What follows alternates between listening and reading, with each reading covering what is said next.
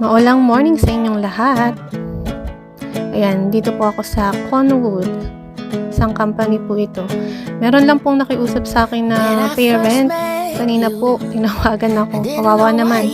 9 times siyang tumawag sa kanyang taxi at hindi po nagparamdam. Umuulan po na umuo yung taxi niya.